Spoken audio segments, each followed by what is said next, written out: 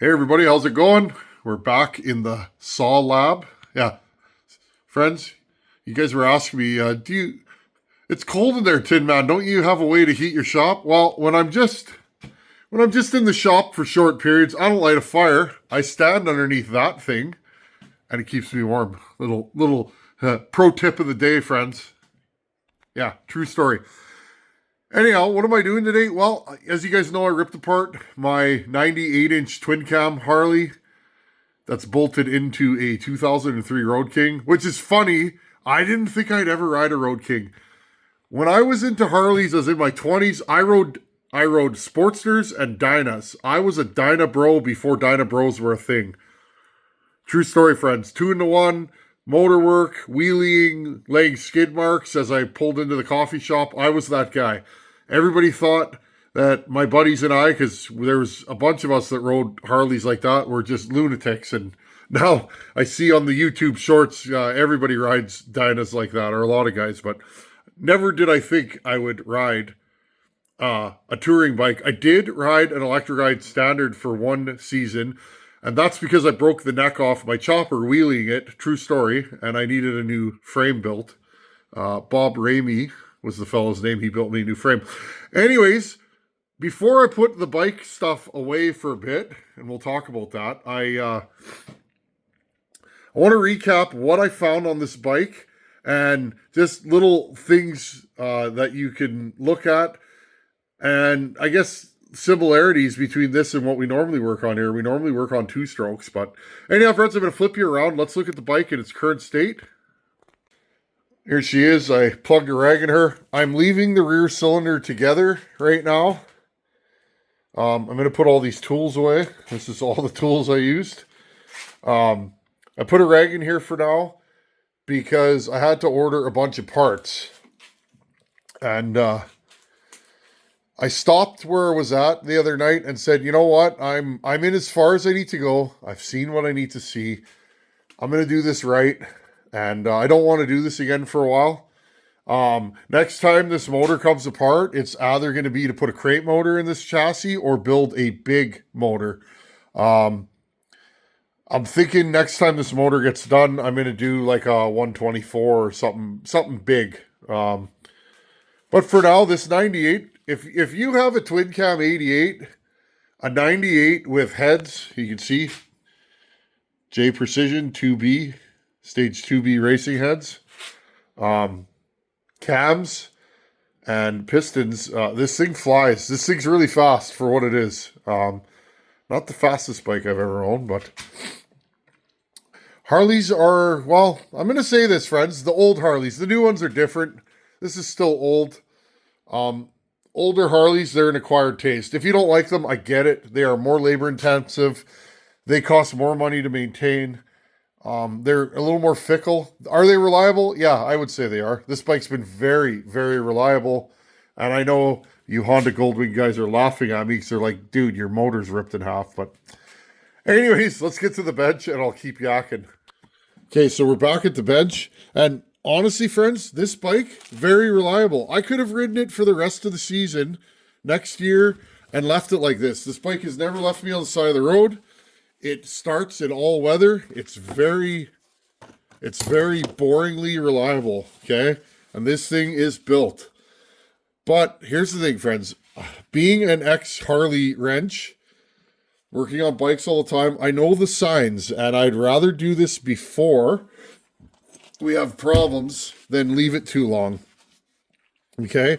Now, there was a couple comments in the teardown video. Guys were saying, well, that bike doesn't have any miles on it, so, you know, and friends, this motor has about 70,000 kilometers on it, so 40,000, 45,000 miles. I don't know how it's been ridden. I've only owned it for a season. I put like, I don't know, 9,000 kilometers on it last year. Okay, I don't ride a ton anymore. I used to ride all the time. But now I'm a family man. I take this out once in a while and go for a ride. Maybe take my wife out, you know, go on a little date. So, anyways, friends, the main reason, so I originally I mentioned that I had oil leaks. Here's the front cylinder. Okay, this cylinder's been leaking.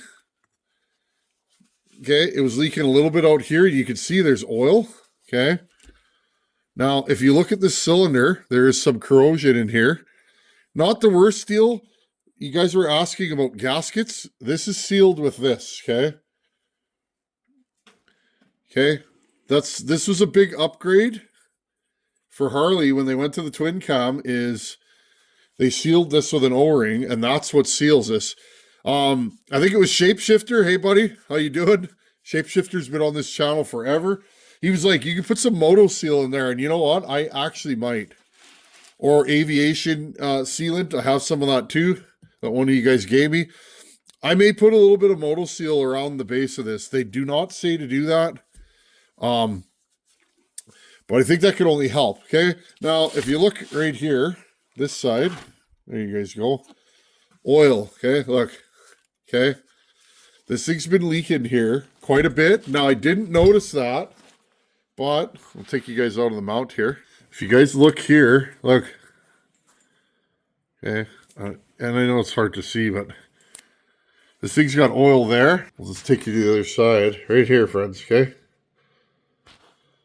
I don't know if you guys can, but it's oily, okay? And it's really oily.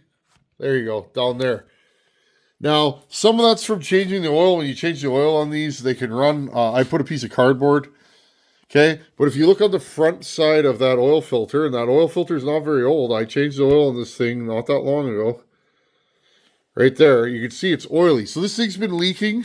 And then when we go further down the rabbit hole, I'll just zoom you guys back here. Okay. You can see it's all oily in here. There was a comment, and back here. Now, what happens is the oil runs down here and goes there, and it ends up hitting the back of the primary. You don't really notice, like this thing doesn't drip when it's sitting there, okay? And it only leaks when it's running. This bike does not leak when it's sitting in my garage. I inspected this bike fully. Okay, you guys can also see it's oily back there. Can you see that? Okay, so oil just runs down here. Now, if you go underneath this bike, see the oil down there? It's leaking down there, but it doesn't leak enough. Now, when I originally inspected this bike, I had a flashlight. I didn't look up into there. I looked at here, and I'm like, Jesus, bike's clean. Okay, bottom of the transmission's clean. Bottom of the frame's nice. So, okay, she's not a leaker. Okay, so, anyways, my bad. The bike was priced right. The fellow that sold it to me was a friend of a friend. Good guy, older fellow. He's probably mid-70s. If you're watching, I'm sorry if you're younger than that, but this is a good fella, and I had a good feeling about him. He didn't build this motor. He bought the bike with this, and so here we're at. So anyways, we have an oil leak issue, and I wanted to rectify that, and that means pulling the top end off. Let's go back to the bench. So you got an oil leak, and it doesn't always mean your gaskets are bad. And again, this seal looks good. I don't really see signs of anything too horrible. Okay, this is an oil passage here. This O-ring is really hard, okay? Very hard. This feels good. I suspect that our oil leak was actually coming from this oil passage here, okay? We're going to get back to the cylinder in a minute, but I want to show you guys something. So this is your rocker box right here, okay? Sits on top of the motor. This is your lower rocker box. Another improvement with the twin cam is a 3-piece rocker box became a 2-piece. The Evos had a bottom, a tray that kind of just sandwiched in the middle, and then your top. They leaked quite a bit. Easy to change, but again, just one of those headaches. So now when we're looking at our rocker arms here, how do these go? Sorry, friends. I gotta put these on properly. Right here. Okay. So these sit on there and they bolt through. push rods come up here, and this is what opens your valves, okay? These are stock rocker arms. I knew this bike was built, but not fully built. And so my old bike, friends, like I went down the Harley rabbit hole years ago. I built a crazy Sportster motor that made not as much power as this, but pretty close on the dyno. This motor, friends, is about 110. So 110 horse, 110 foot-pounds. So it makes about double the horsepower stock and 80% more torque. Okay, but my Sportster, I had rocker arms, and I had to grind out the valve covers and everything because they would hit, super high lift cams and all that kind of good stuff. And again, that Sportster was very reliable. That was my daily ride for about 4 years, and it was a rigid. But anyways, friends, what I'm getting at here, and I just want to show you guys a couple things. So the oil comes through here, okay? This is your breather valve, okay? And it sits on top of it like that. You bolt it down, okay? There's an oil hole here, and that goes into the breather valve. I'm just going to move this back out of the way, okay? And it comes up and through this breather valve. Now, the symptom, this bike did not burn oil, okay, friends? It's not smoking. Okay, I saw no signs of it needing a ring job, but my intake, friends, and I'll show you the backside of my air breather. See this? It's oil, okay? It's full of oil. And you notice there's oil. Look, right here. Okay, friends, so this thing, when you rip down the highway, go for a good long ride, this thing would fill full of oil, and you'd end up oiling your air filter, okay? Let's look at the air filter. Same thing, bottom of the air filter is right there, and you can see it's wet with oil. So I knew I had breather issues, and now the funny thing about that is, I'll show you guys, is this has an external breather kit, and this is a common thing. You pipe these, there's breathers, okay? The breather tubes go into each cylinder, okay, at the top in the head. And these factory are piped back into the air filter, okay? But this one has an external one, so my breathers should be dripping oil underneath the motor and behind you. But I was still getting oil in my intake, which tells me I either need a ring job or my crankcase vents. Well, friends, here, this crankcase breather is hard, okay? This sits in here. That filters the oil, okay? The oil comes up. The oil comes up through here,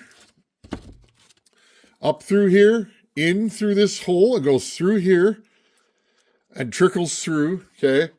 And that oil should go into here. Now,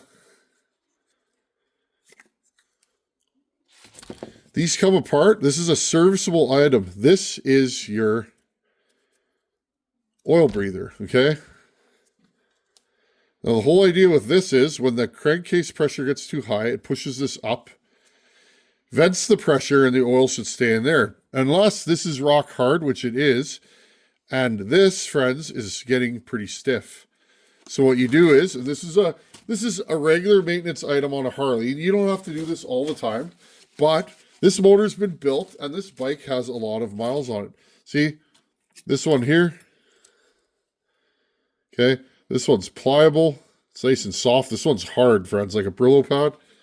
Okay, so you would replace that, and then you buy an oil breather kit. This is one from Cometic or James Gaskets. It's good to see the companies I used to use years ago are still in business. Okay, this is your new oil breather. And where's that flapper? Where's that flapper, friends? What did I do with the flapper? Right here. Okay, this flapper's hard as a rock. Okay, this one's soft and pliable. Okay, oh, it is. It's a James. Okay, this is going to let the crankcase pressure vent easier than this. Okay, Now, why is that important? And I'm just going to throw all this back into the bag because I'm not ready to change this. Why is this important? Well, this is a high performance motor now. This thing's built. It has bigger pistons. It has, I haven't measured the compression ratio on this, but my guess is the compression ratio is somewhere between 10 and 11 to 1 on this bike. It has compression releases and it's hard to turn over without them especially when it's hot.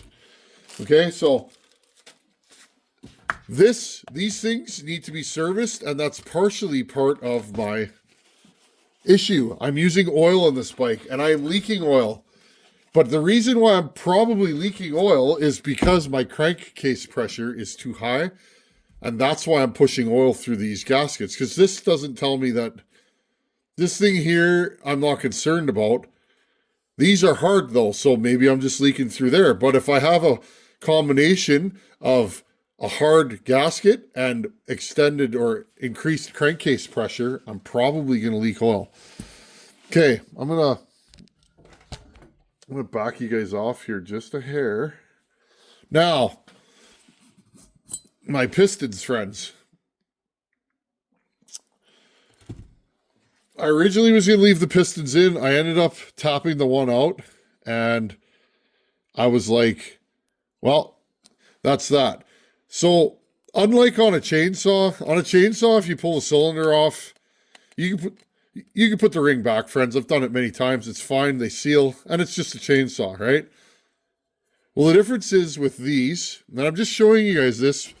Maybe it's Harley people watching this, or maybe it's my regular two-stroke people. Everybody's welcome here. The more stuff you work on, the more stuff you can work on. Whether it be a diesel engine, or whether it be a two-stroke, a four-stroke. When you look at these pistons, and again, friends, there is no maker mark on these pistons. Anybody out there, if you happen to see this video, if you recognize these, okay, and you know what they are, can you leave me a little comment? They're in really nice shape. There's like no wear on them, just a little bit on the backside, which you'd expect is spinning this way. But there's no maker's mark. There's no arrow showing forward. So again, I put an arrow there. But what I'm saying, friends, is when you look at these rings, okay, when you look at these rings, and I haven't cleaned this up, I don't see any signs of blow-by. Okay, the top ring keeps your compression in, and then there's a gap here, and then there's this bottom ring. The bottom ring is more of an oil scraper to keep the oil underneath this ring. Now notice, and we do this on high performance, at least I do, I will do this on high performance two-stroke engines. I put oiling holes in the piston. Well, if you look, okay, when this goes down, oil is pushed on there and you oil this oil control ring, okay? So, again, when you look at this, there's not really any signs of blow-by. Okay? There's a lot of carbon on the top of this. I did clean it, but it's not horrible. Okay? Little oily though, which tells me that maybe we were getting some blow-by on the top of this piston. But it doesn't look like the rings are loose. Let me grab the rings. Okay, and here's our rings. I marked them because, again, this one only has a dot there, so I marked it anyways. Oh, this one has a dot there too for up. Okay, here's my top ring. This is upside down right now, but it doesn't matter, just for discussion's sake. I'm going to push it into there. Now, let's pull this up a little bit. I just want to get this more or less flat, okay? I'm just using the piston to guide it home. I'm not very good at this with Harleys. You guys know I can do this with a chainsaw all day long. And really, the chainsaw is more finicky to work on because it's small. Okay, friends, here's my rings. Here's my upper ring. I checked my ring gap. And my upper ring gap is like 22 thousandths of an inch. Now, if you go in the S&S book, or these look like S&S pistons. I've been looking, friends. I think they're S&S. Can't tell though. They are forged. They're nice pistons. Anyways, I'm gonna reuse them, whatever they are. They do have like a, I don't know, a 3-4 cc dome on them. This is a high compression build, and you know that because you got a domed piston. So I'm going to reuse them. Why throw money at a problem that doesn't exist? But anyways, these rings, this upper ring measures about 22 thousandths. And this lower oil control ring measures 25 thousandths, which is correct. The second ring should always be bigger than the top ring, okay? That's a rule. That's an engine building rule for 4 strokes. 2 strokes, because they don't have an oil control ring. I don't generally do that. I'll make them the same. But anyways, you guys get the idea. Now, rule of thumb with this is 4.5 thousandths per inch of bore. Well, this thing's almost 4 inches of bore. It's just a shade under a 4-inch bore. 4-inch bore, 4-inch stroke. And so these things need to have about 18 inches or 18 thousandths of ring gap. Okay, so there's 2 ways to look at this. I can either assume whoever built this motor was built at a Harley dealership by a guy that built motors back in the day. And it was built at a Harley dealership. I can assume that the guy building this knew what he was doing. Okay, now that doesn't mean that this motor doesn't have wear. So basically what I'm saying, friends, is that I can't 100% track down where my oil usage is coming from, other than it's leaking. And it does leak enough on a hot day. It does leak enough on a hot day that you can tell it's leaking. And it's like, but I don't add to it. I add a half a liter or a quarter liter every 2,000 or 3,000 kilometers, friends. It's not like this thing is not eating oil like crazy, but I don't want to add any oil in between oil changes. I shouldn't have to, okay? So what I'm saying is, friends, I don't have a definitive answer of why this motor's doing what it's doing. It also runs perfectly, okay? My spark plugs are fouled, like they're dirty, but I think they're dirty from mileage. I don't think they're dirty, but they look rich. Here's the rear one. It's rich, but it's not oily. Now, friends, I had this bike idling for a bit. So, last time I pulled these plugs out, they were brown. Okay? I had this bike idling for a bit, and it is fuel injected, and it does have a tuner on it. So, okay? They're not oily, though, which tells me I don't think I'm burning oil. Okay? And while we're here, rear head. And if you're a seasoned Harley builder and you see something, please post a comment. I have no pride, and I've been out of this game a long time, okay? I used to play with these things all the time, but it's been 20 years, okay? It's been a long time since I've been this far into a Harley. Great. I'm loving every second of it. I was hoping I got to wrench on this bike, because really, friends, she's not mine unless I, fix the motor. That's just how I am. But anyways, this is sooty, but again, 40, 50,000 miles on this motor, and it's been built for 40 or 50,000 miles, okay? We have carbon, but it's not oily carbon, okay? There's no sign of oil. Now, does that mean we're not burning a little oil? No. Yeah, and look at those guys at J Precision. This is craftsmanship. Very, very nice work, and those are CNC done. There's stamps on this head. I don't know if they mean anything, but okay, friends. So anyways, what I'm saying is I can't predict what this motor's doing. I'm not 100% sure. Look at these cylinders. They still have the crosshatch on them. They're some of these cylinders, you'll get a wave in them. Cylinders do warp, friends. So do pistons. Things warp. If you think they don't, you're kidding yourself. Things warp. Just like, friends, this thing.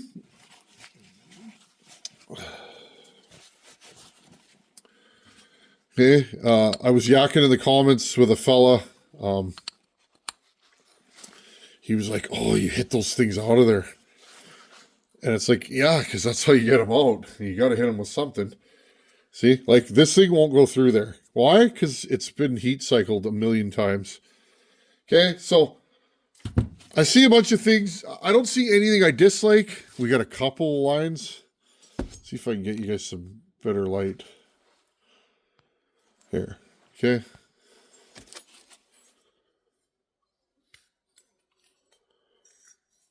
See that? They still got a beautiful 45-degree crosshatch on them. I like a little less crosshatch, a little steeper angle. That's just me. I don't know. I've read a lot of books and I don't know, friends. That's another rabbit hole that we could go down, but to each their own. As long as you get a good crosshatch, it doesn't really matter what it looks like. I mean, it's a Harley motor, it's a street motor. But anyways, friends, what I'm getting at, and we'll end this here pretty much, is I went into this expecting to replace seals. Okay. This thing is leaking oil. I was 98% sure these breather valves were a problem. And the guy told me he was sure how many miles were on this motor, and he gave me an accurate account of how old this motor was. Well, that's not a lot of miles for a twin cam. Not a stock one. A built one? No. But I mean, a built twin cam, I don't know. I've known guys that have had them and have put a ton of miles on them. Kilometers, 120, 130, 1,000 kilometers, 70, 80,000 miles. So this thing's at like 45,000 miles. But here's the thing, friends. I don't know how this thing was treated. So, and really, these cylinders look beautiful. These are about a 10% overbore, so you can't bore these. Look how thin that is. That scares me in the chainsaw, and guys do it with Harleys. Good for you guys. So anyways, friends, these are 10% overbore, so if I say don't like these cylinders, I have to buy new ones. So what I'm getting at here is what I'm going to do, what I feel comfortable with, and I think this will be fine. I'm going to reuse these pistons because they look fine. I'm going to clean them up. Okay. I ordered new piston rings for this thing, new circlips, because I will not reuse those old circlips. I ordered a 4-inch ball hone from Brush Research, just like the ones we use on chainsaws. I ordered 2 of them, actually. I ordered one for the cylinder, I believe it's 180 or 220 grit one. That'll be perfect for that. And then I ordered a 1-inch bore brush, 800. It's an 800 grit bore brush that I can run through there a couple times, and these will slide beautifully. Okay, so I think that's going to be a good deal. I ordered a complete new gasket set for the whole motor. We're going to replace every gasket in this motor. Another set of breather valves from Cometic, because, well, Cometic's always been my favorite gasket. James is good too, but I've had good success pushing the limits with Cometic gaskets. So basically, friends, what I'm going to do with this is I'm going to freshen up this whole motor and